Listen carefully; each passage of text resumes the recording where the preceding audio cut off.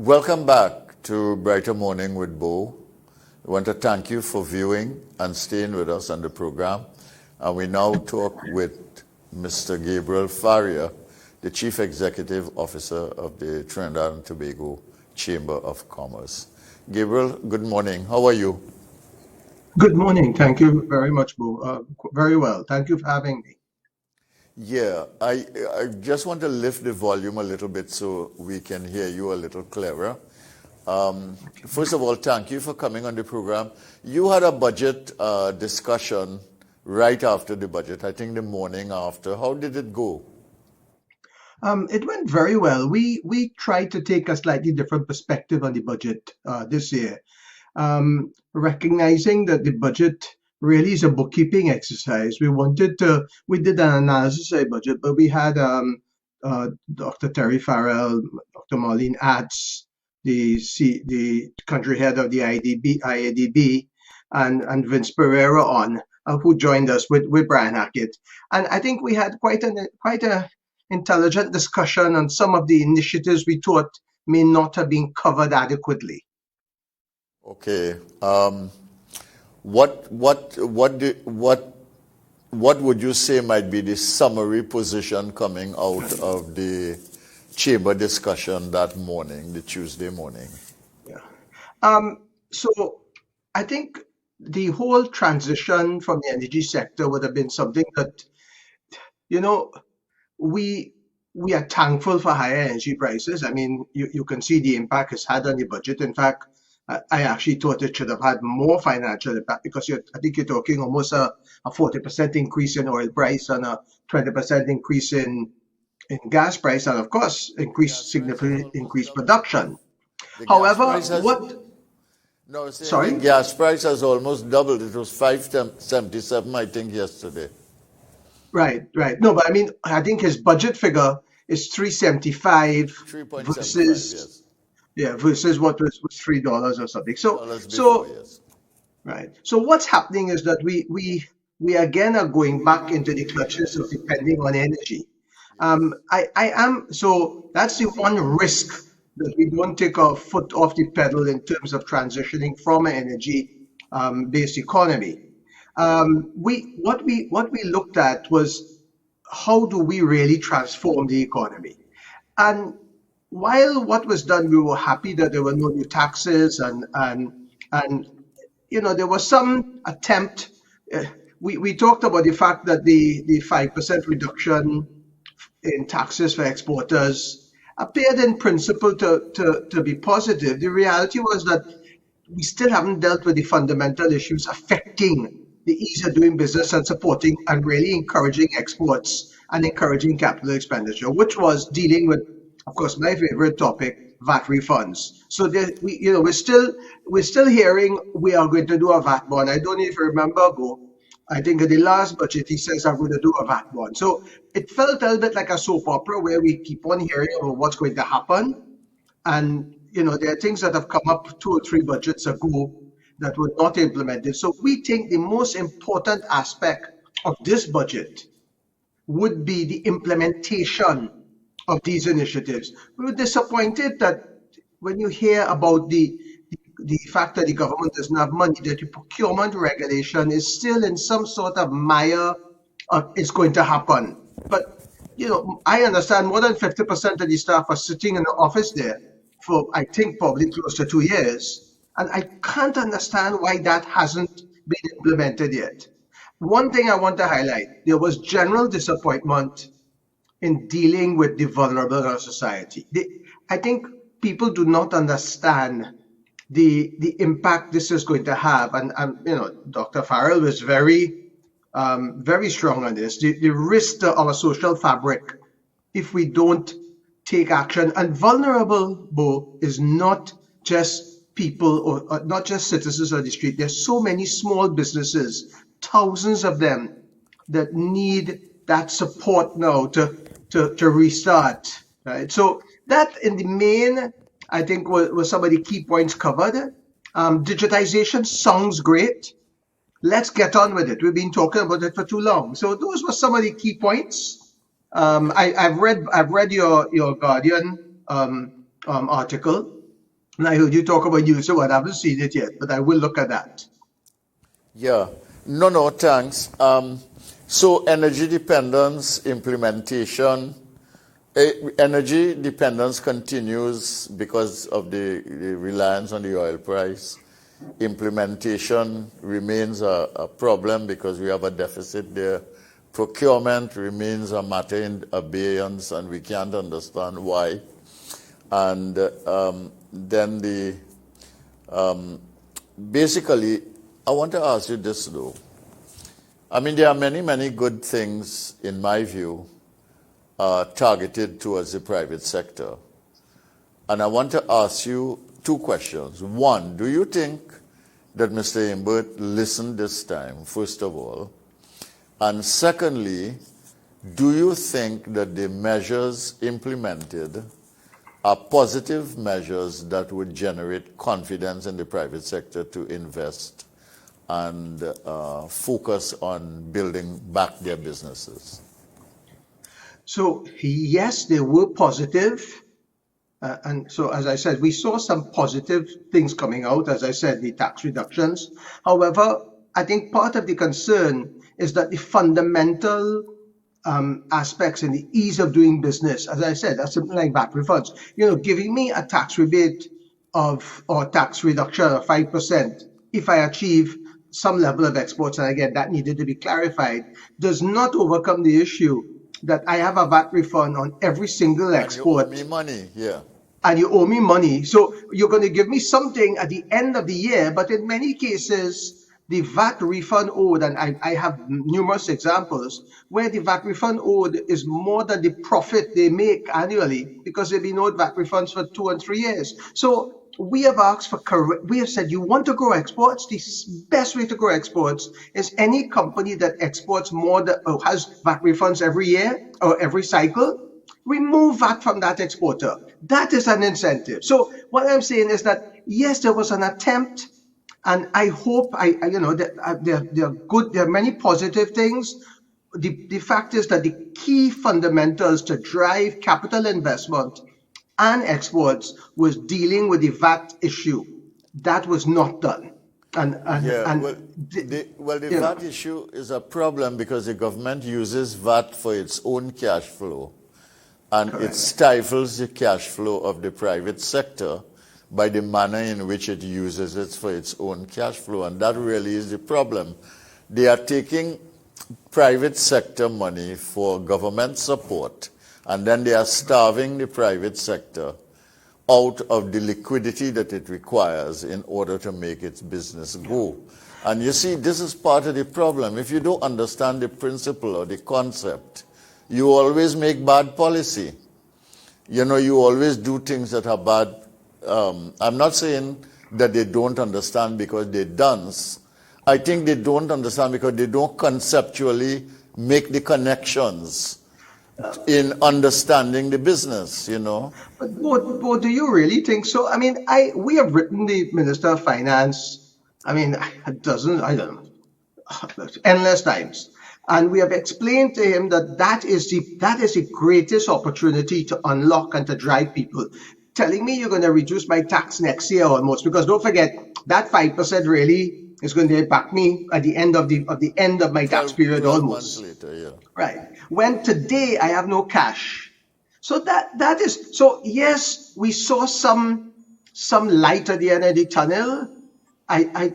Maybe the cash situation is so bad that they had no choice, but it really is sad when a government is taking money from its citizens, and a business is a citizen in my mind, from its constituents, yes, of course. to fund its expenditure and say, well, don't worry, I'll give you a tax reduction. So that is probably the sorest point for me. I do want to commend some of the initiatives. The greatest challenge we have had is what I consider implementation. Let's see it happen. What the guy says, read my lips, let me see it happen.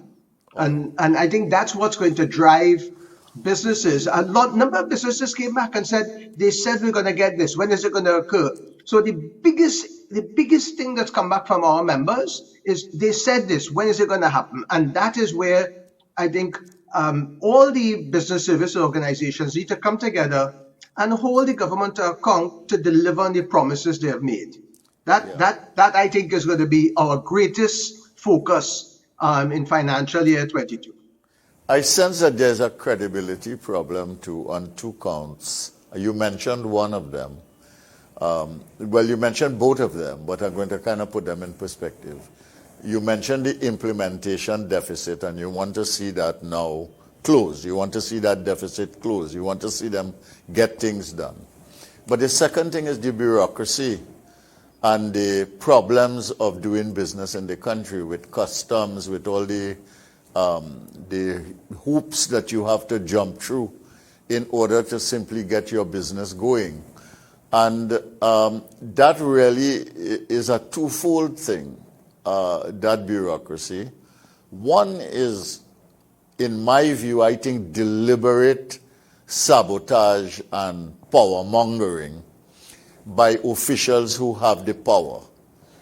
But the other one is just, I don't know, a kind of mental indolence in which they don't understand that not doing something or failing to do something or making a mistake or postponing a decision really is a cost to the person who is doing a business and spending 24 hours worrying about it. You might be waking 16 hours to do the business, but it's 24 hours you worrying about what is going to happen. How are we going to get over that hurdle, though? You know, what came up in this session we had was we talked about the fact that there are environments in the region that have really brought the private sector and government and labor together. And Bo, I believe that the fundamental challenge that sits behind this is really stop thinking about me. So, in other words, be it business, labor, or government, start looking at Trinidad. Start having a strategic plan that says, this is strategically where we need to go. Let's come together. Trust. Let's have trust. Let's work together. Let's understand that, you know, when the government says they have no money, a year ago, I made a statement and I said, today you are squeezing the private sector. Tomorrow, the government will feel the pain because every cent the private sector makes, the government gets 15% of the tax, 20%, 15% of the turnover in VAT, 12.5. They get 25, 30% of the tax, right? They get PAYE, they get corporation tax, they get all these things. So now the private sector is feeling pain, but the government will feel it next year. What happened in other parts of the world in government? They put money into the system and drive the activity. So, but I think that lack of trust says, I'm not going to do that. I'm going to hold on to it because I want to dole out patronage to the people so they know that we are supporting them rather than letting the business sector drive activity, increase aggregate demand and really get the economy kicking. Right? And that comes back to the whole issue of the vulnerable in society. You know, we have to start. You know, I was happy to hear about the the mentorship and the technical skills program. We need to take these people who we give things to every year and make them stronger, make them powerful, make them self-sufficient, rather than leaving them in the mire where every year we have to give them a basket, or every year, and there are people you're going to have to do that too. But let's make that the smaller group. Let's build capacity among our citizens and make them independent. Yeah, we have to reduce the number of people we have to give a basket to and create the conditions where they can not only make their own basket, but can maybe be in a position to give a basket to somebody else. And that's where we need to go. Yeah, that is where we need to go. That is how you get the resilience that the minister is talking about. By empowering people and giving them economic opportunity and giving them the kind of freedom to do things with their lives that allow them to feel not just free, but feel that they are thriving in the economy. That is a very important concept. I mean, the whole... Let me reverse your question on you, Nabu. Let me reverse your question on you. Sure. Why do you believe that's not been done? How do you mean? Well, what do you mean? If I have the capacity... Why do I think the government is not doing that? Yes. Oh, I think it has to do with a couple of things. I think the first thing has to do with the fact that the government is very mistrustful of the private sector. I think so, personally.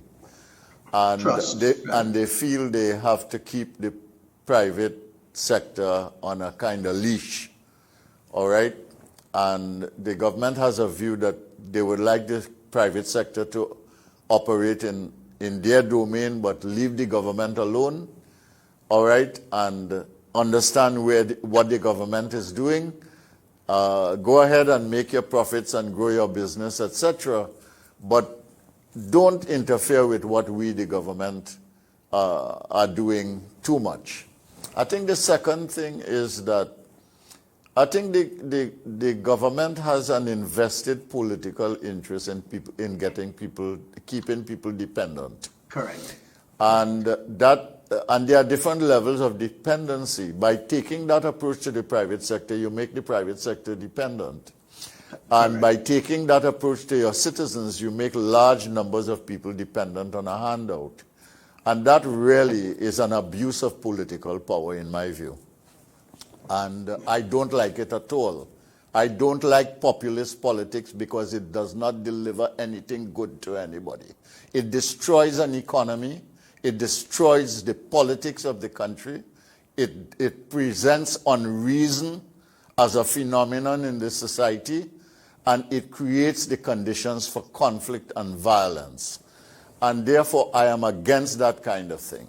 And I am also against political control of this kind because it is not good, it is not happy for this society. But I want to take a break now, Gabriel, and we'll come back and we'll continue the discussion. Okay? And so let's take a break and we'll come back and we'll talk to GabrielFaria when we come back.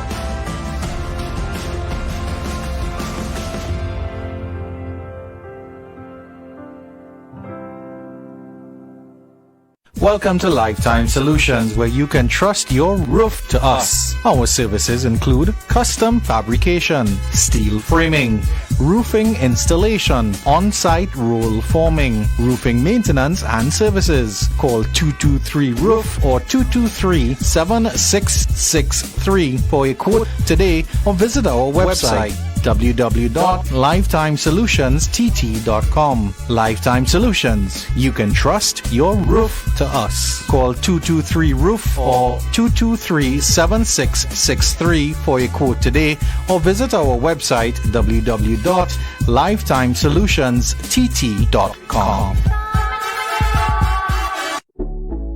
You did the right thing. So now we're giving you things. Republic Bank thanks you and wants to reward you for getting vaxxed. Win $5,000 in prizes every week, plus one of 2 cars in December. You took care of your health, and now we're taking care of you. $5,000 and a chance to win a car. See press and log on to republictt.com for details. Mangalese Trading Company Limited. Specialist in PVC ceiling, gypsum ceiling, suspended ceilings, medallions, lights, metal framings, and SPCS flooring, known as vinyl plank. Now introducing Mangalese Foods, wholesale and retail, distributor of the family brand food items. Our range of products include rice, sugar, chickpeas, split peas, and soybean oil. Mangalese Foods deliver exceptional products. We offer timely and efficient service. We are located at 9 Francis Lala Road, Charlieville, Chaguanas. Contact us at 672-9889, 740-5569, or 336-4373. Mangalese Trading Company Limited. Your house is more than just a home. It's the new normal. It's your place of work, your kid's school, and even your gym. It's where you and your family spend most of your time. With over 43 years in the building service industry, let Magic Mist Services Limited take care of your home, cleaning, and maintenance needs. From ceiling to floor, interior and exterior, allowing you to focus on what matters most to you. Give us a call. Magic Mist Services Limited, your total facilities management solutions provider.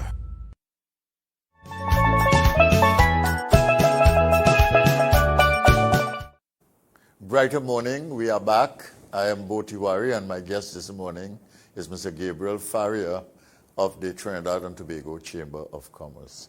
Now, Gabriel, notwithstanding what I was saying about the way the government likes to exert political control, and this is not unique to this government, and it happens in a lot of societies in which government plays that role and want to play that role, whereas what you need in a democracy is really a strong private sector in which their perspective on the democracy becomes important, and the productive process in the society is unleashed, and therefore they contribute to the development of the society in terms of jobs and income growth, exports, etc. You need a strong civil society in which people can represent their interests and state their point of view and influence the democratic process. You need strong trade unions. People might be surprised to let me hear that, but I think that's important because trade unions are an organizing force. They represent the interests of workers. And when trade unions are responsible and part of the influencing process in the society, you get better decisions that affect the working people of a society. You get business to be more reasonable with them. The trade unions are more reasonable. And you get a relationship between government and trade unions that I think is more palatable to the development. And then more than that, you really need to bring the academic and intellectual stakeholders into the process. You can't be cussing them because they disagree with you or they have a different point of view. You have to listen to them. And even if you don't agree, there's a civil way of engaging in discourse. And you have to tap the knowledge sector. How are you going to be part of a knowledge economy if you do not tap the knowledge sector? So I think all of these things are missing ingredients in the whole strategy of national development. And I hope that we will get there one day soon.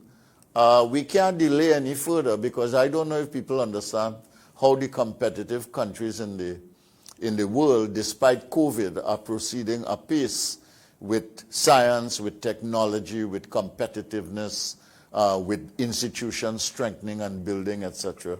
It's ridiculous.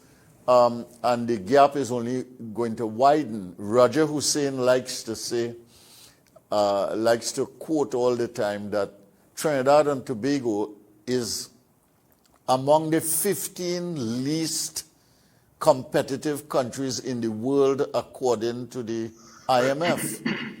And it is categorized as likely to continue to be among the least competitive countries in the world at number 6 of the 15. In other words, we are a highly uncompetitive country. So unless we get these things right, we are going to be in a lot of problems. And I want to ask you some things now about our current situation, though. But before I do that, I want to ask you, notwithstanding all the things we said, though, and the desire for a different kind of framework and more trustful relationship to take us forward, don't you think that the Minister of Finance kind of extended a hand to the private sector this time and gave them a 3-year break to try and come up to scratch, so to speak, and be more productive? What do you think? So, as I said, in the main, we thought that the budget was positive. We think the fact of this is the first time we've seen something like this occur. We've seen where there are some initiatives which support private sector. What we want to make sure, what I am worried about is some of those things are are secondary. In other words, the impact they're going to have they would be much better if they were more directed. Yeah. So reducing taxes is, as I said, it's down at the end where we should be doing it at the front end to drive activity. However, yes, it is positive. Now what we want to do is really say, let's get on with this. This is what you can offer for us to kickstart this economy. Let's do it. You know, Okay. Dr. Atz talked about innovation, and she said, and I think Terry mentioned it. He said our educational, our academia is not focused on innovation. That the university should be really, and Bo, you were the head of the critical thinking institution at right institute, right? And what happened with that? Where is innovation? Is that occurring there? I know the university is trying. In fact, I must commend them. They're doing this entrepreneurial unit headed up by I can't remember who it is. John Agard, I think, is doing it. Professor Agard. So I know they are trying, and if we could come together to really kickstart this, it is to everybody's benefit. The reality is that we all live in Trinidad. We all want to see Trinidad go forward. So we are committed to making this work. We talked about digitization. I mean, just getting payment of taxes digitally, I am surprised that becomes a budget. In other words, just do it. I mean, the private sector, when COVID came, said we have to start accepting payments digitally. They did it. So why do we still have to go down to border in the revenue with a check? And why do we have to go to our customs and excise with a check? Why do we have to certify checks? I mean, those things don't seem like they're earth breaking, if you know what I mean. Yeah, but they make a world of difference. Yeah, it makes a big difference. Just do it. But just do it. Don't talk about it and make it a 3-year plan. And that's where we hope that execution is going to be crucial, right? So let's see. I hear you to say, look, let's free up the bureaucracy in order to make this thing work for the private sector, and secondly, let's stop talking and implement and get this done, and maybe we can see some confidence come back in the system. Correct. But tell me something, there are a number of assumptions in the budget that, are problematic. And I'm not even talking about oil price and deficit and these things. For instance, everything in the budget is premised on the fact that we are going to be able to open up, and that we are going to be able to have safe zones, and that our people will be vaccinated. But we have 2/3 of the population now not vaccinated.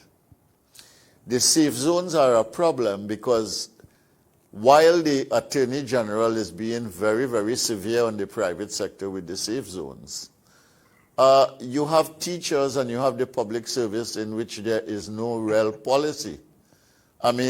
It is a problematic issue. And then, of course, you have the Delta variant here now. You have it in Tobago, you have it in Trinidad. We don't know when the explosion will come, but we know it's coming. And we don't know what is going to happen when that explosion comes and how that is going to affect your safe zones and so on. It's going to affect the extent of opening up and the level of rebound. There are a lot of assumptions here that are necessary to happen for us to make any progress during the course of fiscal 2022. Are we going about it the right way? Well, when we talk about COVID and safe zones, I can tell you, Bo, I have been monitoring this across the world. I've been looking at what's happening. We have always been quite involved in working with the Ministry of Health. As you know, I'm chairman ourselves, did a vaccination center. So we have been working together on this. And I can tell you that while I know this is a very contentious matter, the reality is that like polio, like all these other diseases, if we don't get people vaccinated, restarting the economy is going to be a problem. So I agree with you entirely. Is the safe zone right? Is it wrong? You know, I've seen it being implemented across the world, and it's happening more and more. I mean, just the other day, I think this week, the Canadian Prime Minister said 7 million Canadians will not be able to go on a train and or a plane if they're not vaccinated. And unfortunately, it's less, and I think we have to respect people who don't want to get vaccinated. So I want to be very clear.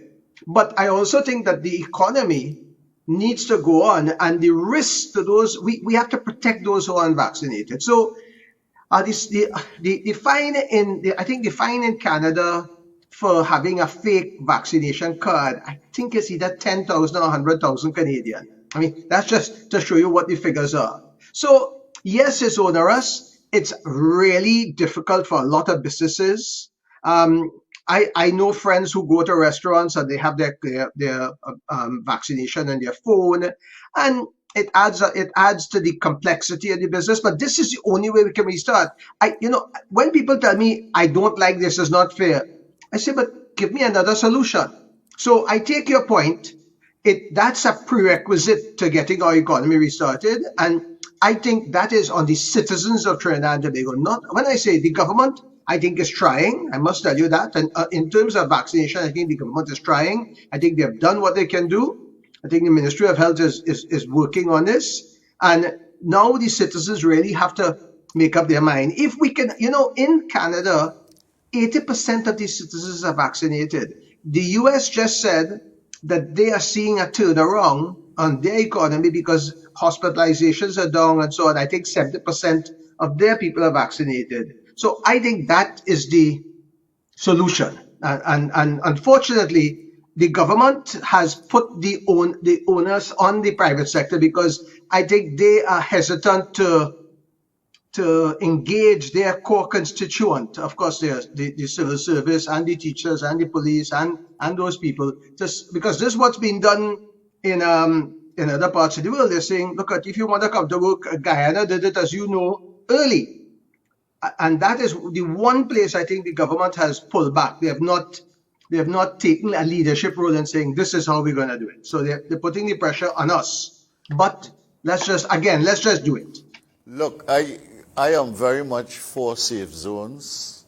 I believe, I concede that you have a right not to take a vaccine.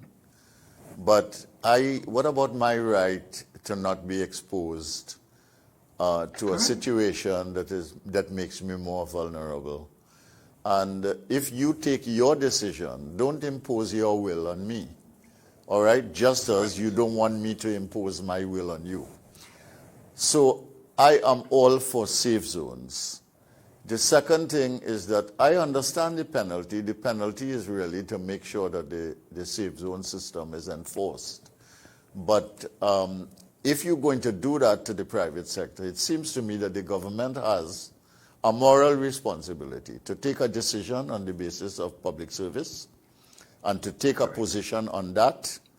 And you need not be quarrelsome and combative about it. You can bring the unions in, you can work out the modalities, you can create the conditions.